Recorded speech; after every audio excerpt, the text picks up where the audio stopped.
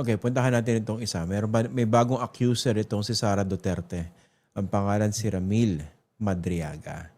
Ano pong tingin niya rito sa kanyang binabatong akusasyon laban sa Vice Presidente? Yung kaya siya yung kanyang pagtakbo sa noong 2022, diba yung pondo questionable, galing daw sa Pogo, etc. etc. Aminin ko, Christian, na iniimbestigahan ko na rin ito. Mga ilang a few months back, it was brought to our attention para tignan. So, iniimbestigahan na natin itong si Mr. Madriaga. Ngayon, itong mga allegations niya, very, very explosive. Kung totoo, kasi talagang siya yung bagman, siya yung taga-pick up ng pera, tapos taga-deliver kung saan-saan. Among other allegations doon. Ang ginagawa natin ngayon is binavalidate natin yung pwede natin ma-validate para ma-check yung general truthfulness ng kanyang allegations. Kung malagay siya sa isang sitwasyon na let's say talagang nagtrabaho siya sa OVP or may pinagsamahan sila ng nila VP Sara, that will that will put him in a position to do what he was alleging na ginagawa niya. Okay, kaya yun yung ini-establish natin. Pero sabi ko nga, we will be very deliberate dito.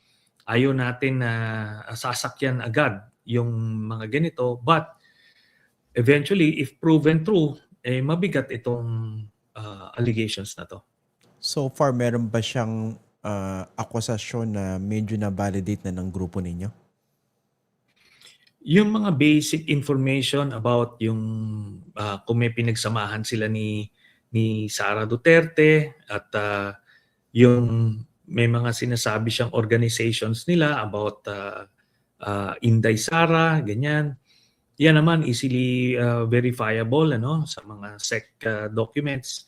Tapos, pero marami pa siyang sinasabi na ito lang ay ma-corroborate doon sa cellphone niya. Sinasabi niya na nandoon yung mga videos, mga photos. Di abangan natin yon para pagka lumabas yan at talagang buong-buo,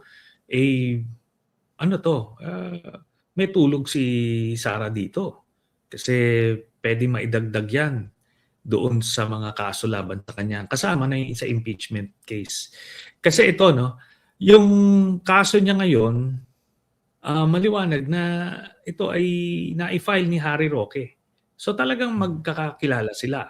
Sabihin na natin, ito ay, let's assume, nag-away-away sa pagkapirahan. Di ba? Hindi naman ito parang some random Juan de la Cruz na lang, who is making assertions. So doon tayo sa vetting process at this point. So ang attitude nyo, hindi siya dapat sakyan agad, pero hindi naman siya dapat i-dismiss right away. Yeah, as it should be. Ganun na lang. Let's approach this information cautiously. Pero ultimately, by early next year, edi mababalidate or may invalidate yung mga information na sinabi niya.